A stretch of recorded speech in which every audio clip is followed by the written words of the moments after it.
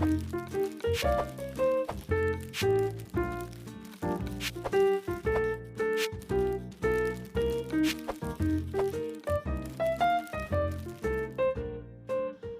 it's Nikki and welcome back to Live a Little, your cozy corner of the internet where we discuss all of the in-between bits of life, the messy, honest and unfiltered, where you may not always have that person to talk to about them, but here we do it all judgment-free.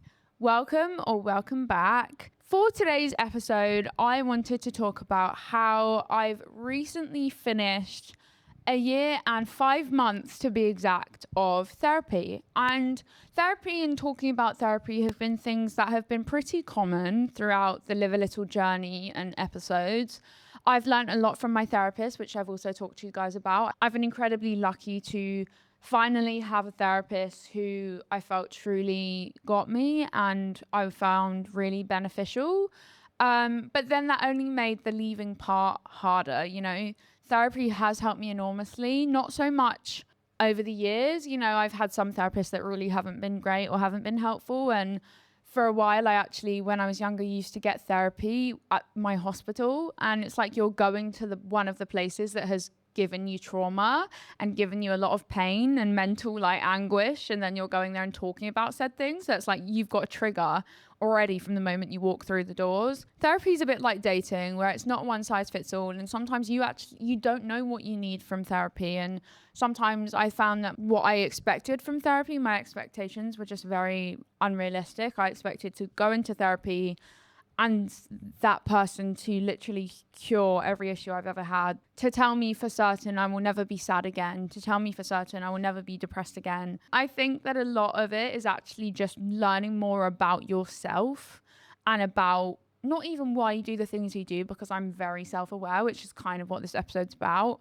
But I think it can unlock more kindness for yourself, more understanding of yourself, more empathy for yourself. You know, I went into therapy and I remember saying to my therapist, compassion is a useless emotion towards myself because compassion doesn't help me.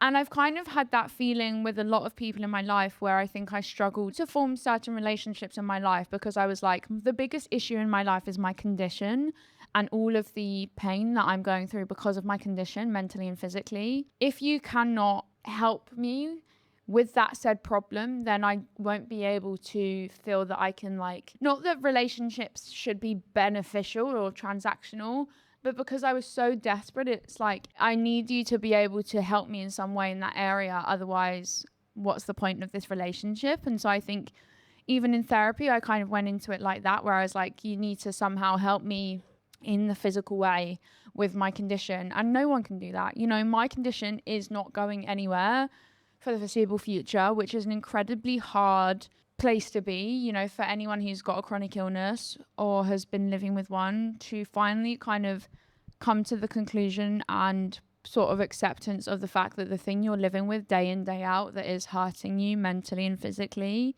is not going anywhere, and there's nothing you can do about it, is really hard. It's really, really hard. But I almost feel like a lot of my then therapy has been working towards, what does a life look like when this thing is still around? And how can I make that life as full and as worthy and as hopeful as I can for me, given everything that I'm going through? So I feel like I've almost gone through like a road of acceptance, not fully acceptance. I will never fully accept that this has to be my reality, but I've accepted that this is the body that I live with, this is what I'm in, these are the circumstances I have, but they are only a part of who I am, and there are so many other parts of me that have not been nurtured, that deserve to be nurtured and deserve to be loved and heard and seen, even if it's interests, if it's qualities, if it's, you know, unexplored emotions or areas or facets of myself that I really still haven't tapped into, because the only thing that I've been tapped into to the most microscopic degree is my health and my condition and the inner workings of my body. So I think with all of that being said, I think therapy has helped me massively, you know, with giving me the language for experiences I have carried for years. You know, it's helped me understand where certain reactions of mine have come from and given me somewhere safe to put things that had once felt impossible to hold alone. And it's made me hate myself less. I have hated myself for so many years, and it's helped me hate myself less, a lot less. If anything, it's made me now kind of have a lot of empathy for myself and feel really sad for myself and want to be a nurturing friend to myself. I've got a lot out of it. So this goodbye to my therapist has felt really difficult, and it's felt really bittersweet because, you know, any relationship in your life, especially if you've struggled with trusting people, if you've been let down by people, for me, that's friends, that's doctors, caregivers. When you find a good thing, like a good relationship in your life, you only want to attach yourself to that and nurture that even more. And I think my brain is really struggling with the fact that ultimately therapy, there is always an endpoint to it, because when you are in a better place, you no longer need it for that period of time or for a year or so or however long. You know, hopefully the hope is you'd never need it again. But I think I'm really struggling with the fact that this is a relationship that was really healthy in my life. This is a relationship that I really nurtured and looked forward to. And this person was someone that I felt really safe around and really like, you know, I was like, oh, I've got therapy, but I didn't like, I looked forward to seeing this person because I knew they'd make me feel safe and they'd make me feel heard. And so I kind of feel a bit like I'm going through a breakup where like, I don't want it, but I know I need it. And I know it's a good thing because it means I've grown and that I'm like in a place where I'm stable enough that this person's like, you know, go off and fly and use everything I've taught you and believe in yourself that you can do this with everything and all the resources and work that we've done. But that's really, really scary because I think what it is also is with my physical health, there has never been an end point in sight. I've constantly been in that hospital waiting room where other people around me are in and out of it, passing and going, maybe getting healthy and then not needing it anymore. Or I've been in a waiting room constantly, which, you know, metaphorically is essentially that my condition and my problem has never left. So I'm constantly know that I have a appointment upcoming in a month or so for my physical health. I constantly know that I have doctors that I'm seeing. It's weird because with my mental health, I think I've always found goodbyes really hard and really scary. And I don't like the idea of change. And I don't like the idea of saying goodbye to something that's been helpful for me because I'm like, why would you say goodbye to that thing? But ultimately ends do have to happen. I've had 30 sessions of therapy, if not maybe more like 60 sessions of therapy. I've had literally a year and a half of therapy on and off. I'm fatigued. My body is fatigued. My mind is fatigued of, you know, analysing myself, tired of examining all my reactions and asking whether it's come from trauma or insecurity or hypervigilance or PTSD or something that's not fully healed yet. And I've had to kind of accept that leaving therapy is a good thing. I cried when I had my final therapy session last week because I felt like I was leaving something behind that's really benefited me. And also, by the way, I've literally just started my period right now. So like, I'm really emotional. Everything in me is like, why would you give up someone that's been nothing but good for you, nothing but helpful for you? But that is what therapy is. You know, you don't necessarily need therapy only when you're going through shit to have it. If anything, you need it so you don't get to a bad place. But then you also don't need it when you get to a good place, because the whole point of therapy is to better yourself, better facilitate, you know, your reactions to things, better understand yourself, and then equip you to then live your life. And that is the point I'm at. I did a questionnaire and like loads of kind of forms that I had to fill out at the beginning of my therapy last year. Or over last year, actually, like 2024. And it was like 3 or 4 different questionnaires about where I was with depression, where I was with trauma, where I was with anxiety. And I scored incredibly highly in all of them. You know, I've had major depression for a lot of my life, especially in the last few years, which is what led me to getting this therapy. And all of my markers had gone down when I did the forms last week before my last session so we could review everything. They'd gone down by like 30. Like they were, some of them were like 10 out of 50 when before they were 44 out of 50. So everything is good. Everything is a good thing that has happened. But my brain can't help but tell me that if I'm doing better now, things are only 1, going to get worse because that's only what I've ever known. And 2, I'm struggling to trust that I am actually in a better place because with my physical health, I may have had stable periods, but stable has only actually made me feel more unstable mentally because I'm waiting for the other shoe to drop and something catastrophic to happen, because that's been a lot of my life. So the fact that now all of my markers have gone down, which is a good thing, but I've left the person that's helped me with everything, I'm like, why would you now leave the person that's got you to this place? But that is the whole point of therapy. And my therapist used to always say to me, you know, that I intellectualize my feelings before letting myself actually feel them. And she was completely right. And I think that's where I've realized I really did have to take a break from therapy and had to meet an end point, because I over intellectualize everything and I'm probably too self-aware. I've had therapy my whole life on and off for different things, for depression, PTSD, anxiety, phobias, trauma, eating disorders. I've had therapy so much of my life. Half of it's been good, half of it's been bad, or a third of it's been good, especially my last therapist. You know, some of the things have been helpful and some of the things have not been. But I think all of it, you know, my therapist used to say, you have to show up to therapy every week and be willing to do the work. And I had a willingness every single week to do the work, to understand more about why I am the way I am, and then get myself out of those vicious cycles. And so you have to show up to therapy. You know, showing up to therapy week after week is no easy feat. You have to do the work to get anything out of it. And you have to be willing to confront really difficult things you've been through head on to get through them. You know, it's like having like a massive pile of rubbish in front of you and having to be willing to start sorting through it instead of just running away from it and being like, fuck that, like I don't want to deal with it. You have to be willing to sort through it in order to see the other side and walk through to the other side.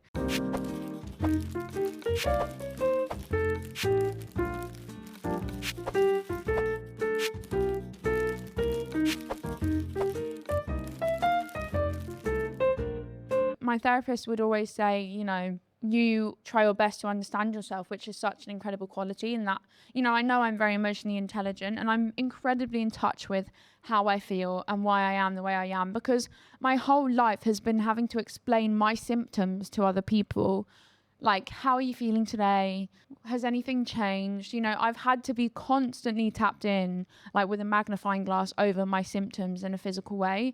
And so that's only trickled over more into my mental stuff, because it's been like the way that I've worked and the way that my brain and body has been forced to operate.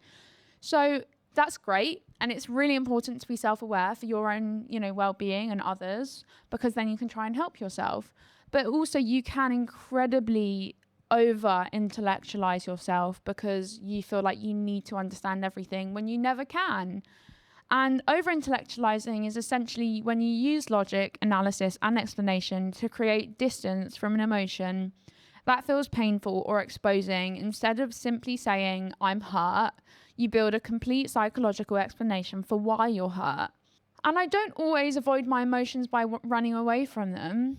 I'm incredibly tapped into my emotions, but sometimes I avoid them by explaining them too well. You know, there would be times in therapy when I'd give this really detailed explanation of why I felt something, especially when we were doing EMDR therapy for my complex PTSD. And then my therapist would bring me back to the simple question, but what are you actually feeling? And sometimes after speaking for 5 minutes and explaining myself, I genuinely couldn't answer the simple question. Like, I couldn't say, I'm feeling anxious, I'm feeling this. I'd have to do this long spiel. It's like I archive the analysis, but accidentally delete the emotion associated with it in the process. And that is where self-awareness can become exhausting, because self-awareness is usually treated as an unquestionable good.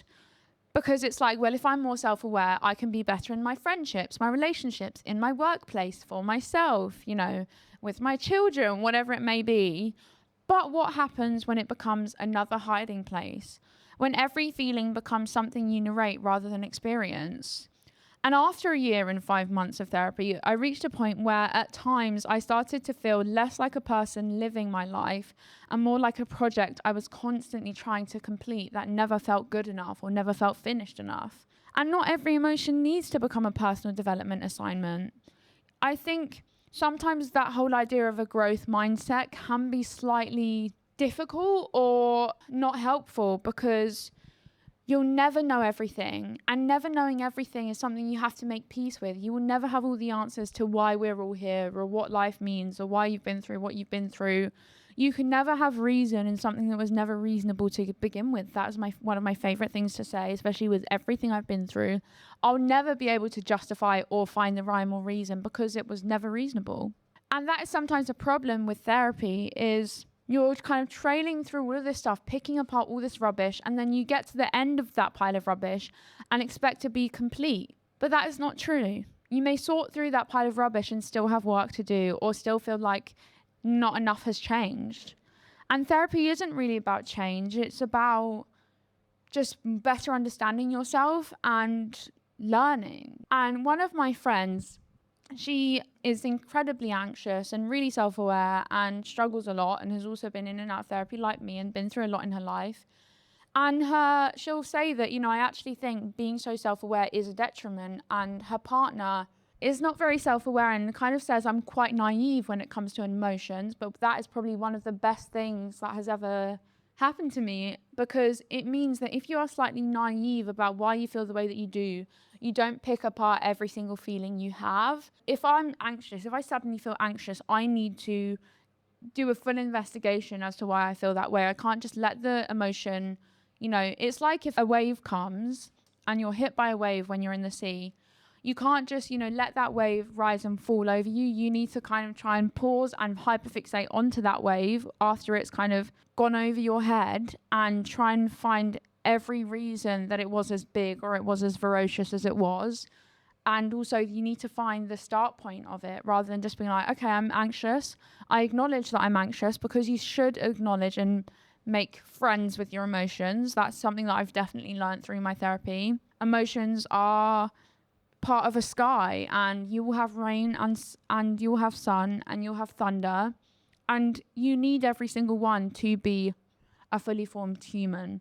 You need nuanced emotions in order to be a nuanced person, to be emotionally in touch with yourself and others, to be compassionate, to have empathy, because having a varied range of emotions is what allows us to try and put ourselves in other people's shoes, is what allows us to meet people and be better humans for it. Her partner said it's the best thing that's kind of happened to him, that he doesn't really do that much delving into his emotions, because it means that he just feels them, and that is enough. And it's very true. I think you can know too much about yourself, that it means you have to label everything or explain everything rather than just letting it rise and fall like a wave.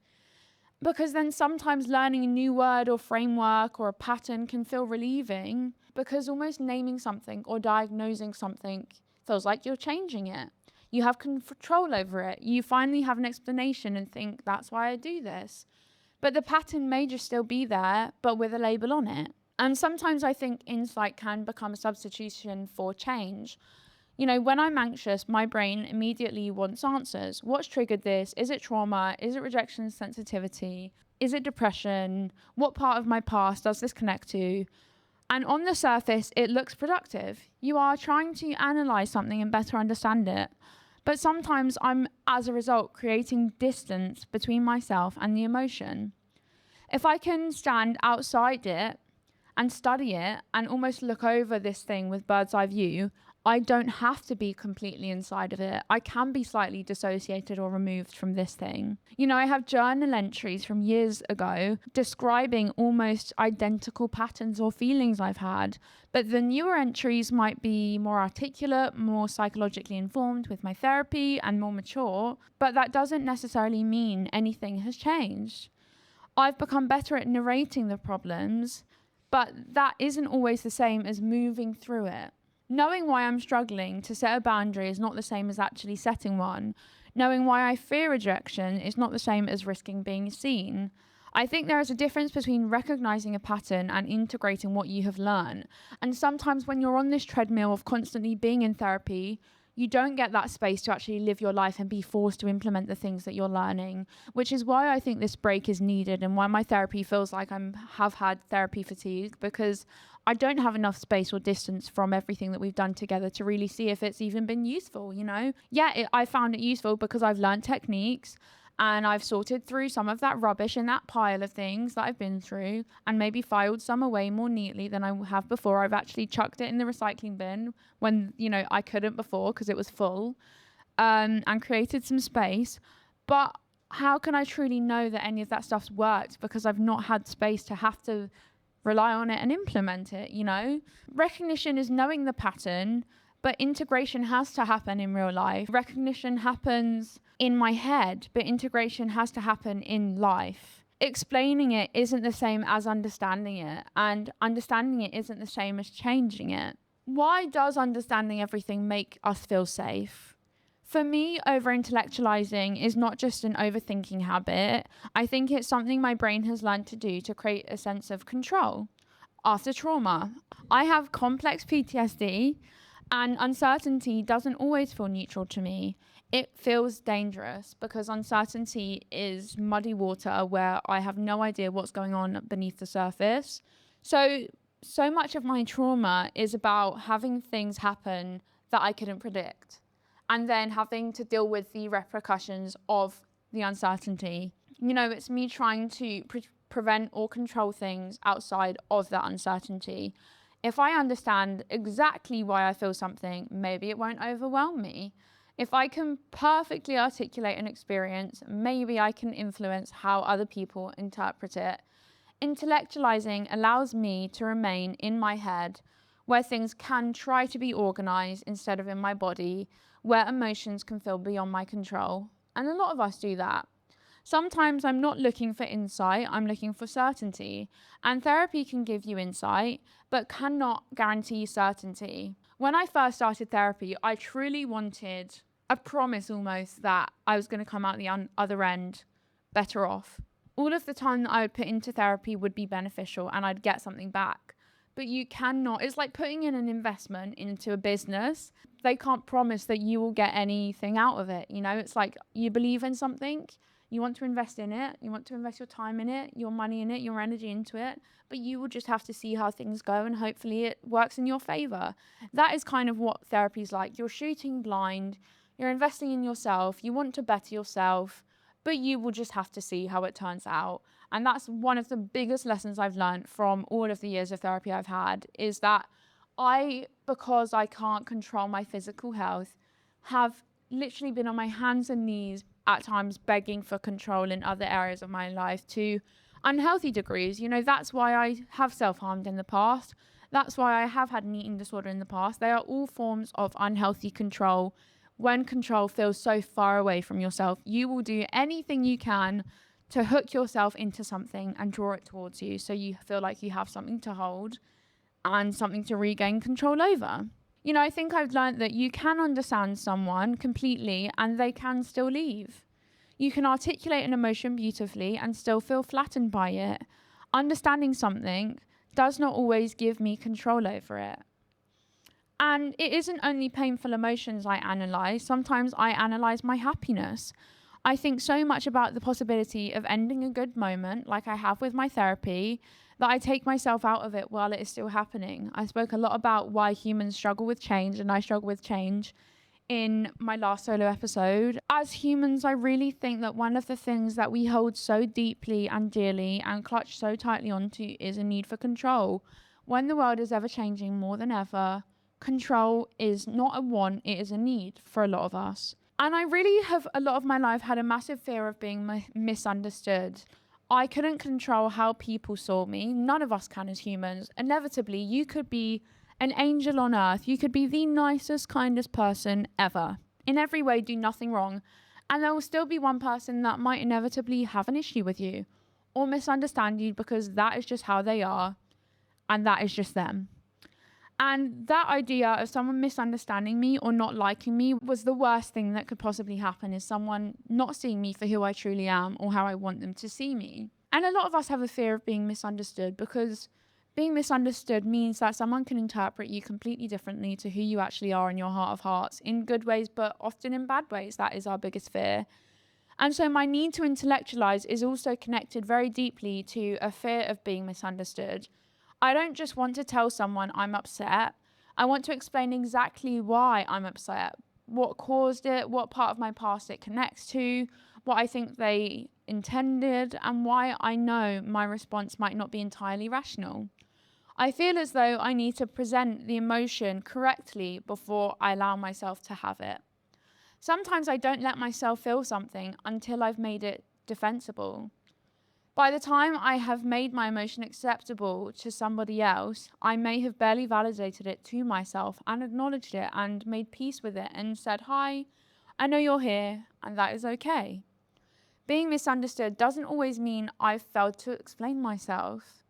Maybe learning to tolerate being misunderstood means accepting that I can communicate thoughtfully without taking full responsibility for how another person chooses to receive me. And I think empathy can sometimes make you abandon your own feelings. I don't just intellectualize myself, I can also intellectualize other people or, unfortunately, therapize them. If somebody hurts me, my brain immediately starts producing explanations or overanalyzing. Maybe they're avoidant. Maybe it comes from their past. Maybe it comes from their parents being divorced or overwhelmed, or they're frightened of intimacy. And that is not for me to judge them on. You know, it's important information for me to be informed on, to know, because it allows you to be more empathetic to their situation and their reactions to actions or things. But that isn't why they necessarily are the way they are, and it's also not my place to therapize or overanalyze other people. Maybe they didn't mean what they did, and that means nothing more. Empathy is an incredibly good thing, but I think I sometimes use empathy to talk myself out of my own feelings. I can become so focused on why somebody behaved the way that they did that I often ignore the simpler truth. Their behavior hurt me. And maybe my anger is telling me a boundary was crossed. Maybe my resentment is telling me I agreed to something I didn't truly want. But I often ask myself, why am I feeling this? Instead of maybe also needing to ask, what is this feeling trying to tell me? I go into problem solver mode. I can't just sit with it and work with it. I have to solve it. So I think what I'm learning through therapy and everything is trying to learn how to feel without turning every feeling into an essay. I literally operate at 99 thoughts per second. That is literally it.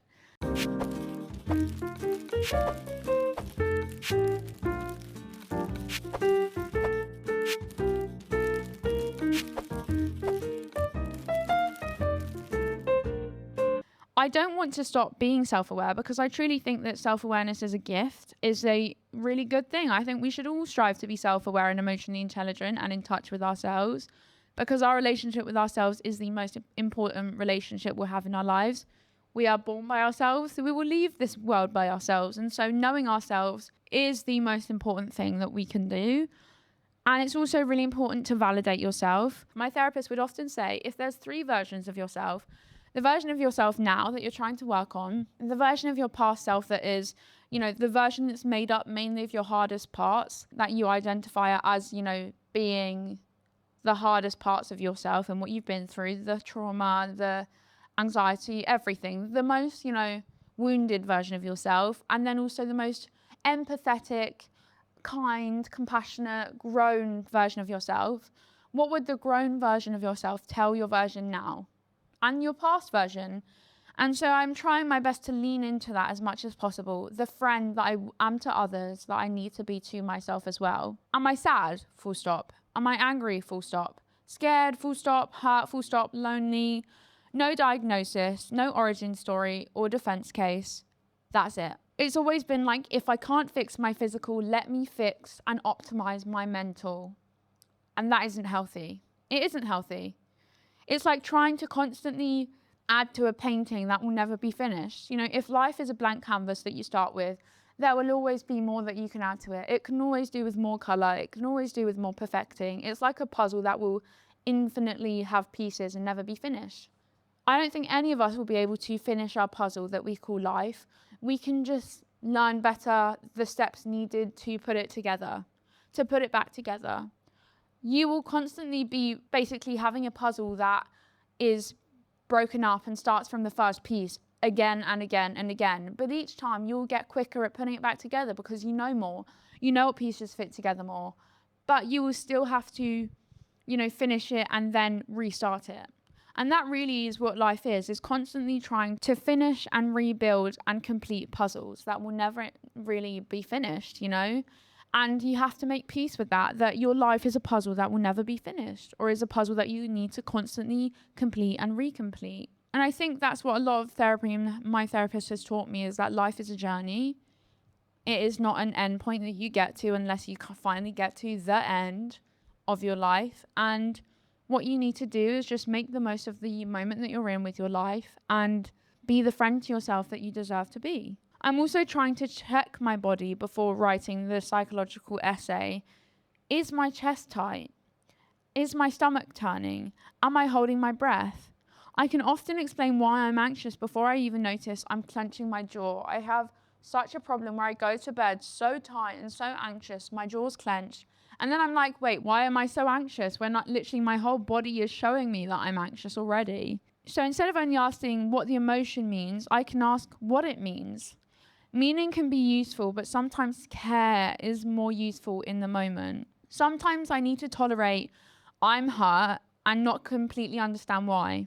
Or I don't have the words for this, and that is a full sentence. A feeling does not need to be perfectly articulated before it is real.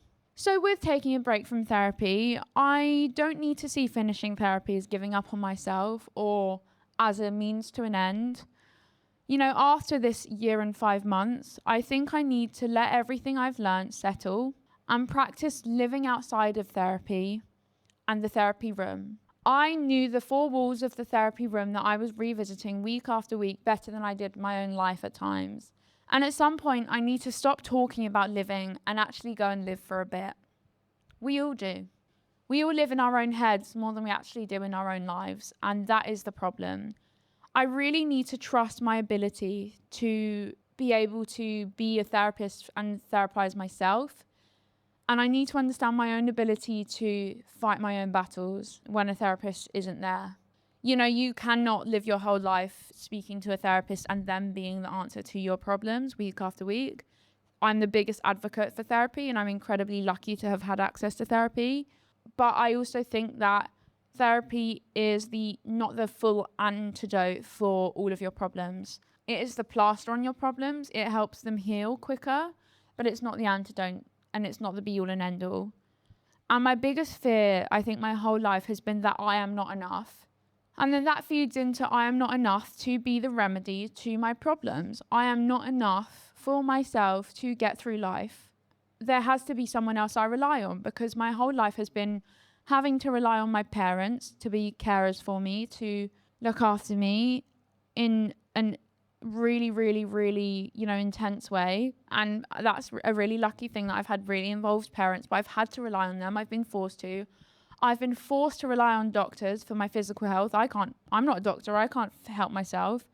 So then my brain goes that I have to rely on a therapist for my mental health. And that's important because therapists do know a lot that you don't know, but no one knows you more than you. And often doctors, that I've had that have been really helpful have asked me, what do you need? And sometimes you don't know the answer to that. But when a therapist or a doctor or anyone really puts their hands up and admits that no one knows more than the person sat in the chair, aka you, that is truly when you get the most out of it. And so I'm really trying to believe that I've had a year and a half of therapy. I've learned a lot. I've cried a lot. I've laughed. I've gone through all of the colours of my feelings. I've visited some really scary places that I don't want to have to revisit again. But I've come out of the other side of them, and I have to now make peace with the fact that I am out the other side in some ways. Some of the ways I'll never be out of the woods, but in the ways that I am, I need to now make peace with the parts where I'm out of the woods and live my life and believe that I am enough to rely on myself. And if the going gets hard, maybe I will need therapy again. Maybe in a year's time I will be incredibly depressed and I will need to rely on others. But I've spent so long having to rely on others for so many parts of my life and my body and my mind that I really need to trust that I have the ability to be the antidote for myself and the antidote for myself. And I can give myself what I need, Some of the most depressing but actually beautiful answers is that we will never have all of the answers. And if you make peace with that, then your life will be so much simpler. And so I think my little thought of the week really is that you don't need to understand every feeling before you're allowed to feel it. This week, when an uncomfortable emotion appears, try not to immediately explain it or correct or judge it. Pause the analysis. Simply name and notice it. Where it sits in your body, is it physical or is it mental? Ask what it may be trying to tell you and what you need in that moment. Say hello to it. Hello, anxious Nikki. Hello, anxious feeling. And let it know that you acknowledge it, but you know you'll be okay. Let yourself be a person before you turn yourself into a problem that needs to be solved. I'm incredibly grateful for therapy and for everything it has helped me understand, especially myself. But I think self-awareness is supposed to bring you closer to yourself, not leave you constantly observing yourself from the outside. And to know yourself is one of the greatest gifts of life, and it helps you understand the meaning of life. To know oneself is to love oneself, you know?